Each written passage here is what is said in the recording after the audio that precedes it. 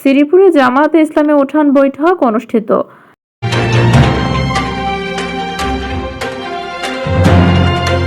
আসসালামু আলাইকুম দর্শক, সকলকে আমন্ত্রণ জানাচ্ছি বিবিআর নিউজ সংবাদে। স্টাফ রিপোর্টার মনসুরুল ইসলাম মাসুমের পাঠানো তথ্যচিত্রে দেখুন বিস্তারিত।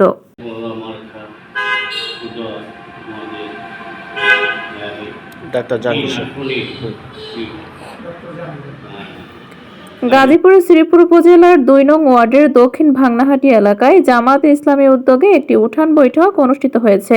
শনিবার ২৬শে জুলাই বিকেল ৪টায় কিরানি স্কুল সংলগ্ন এলাকায় এ বৈঠক অনুষ্ঠিত হয়। বৈঠকে সভাপতিত্ব করেন স্থানীয় গণ্যমান্য ব্যক্তি আব্দুল রহিম। অনুষ্ঠানটি পরিচালনা করেন শ্রীপুর উপজেলা জামায়াত ইসলামী সহকারী সেক্রেটারি আবুল কালাম আজাদ।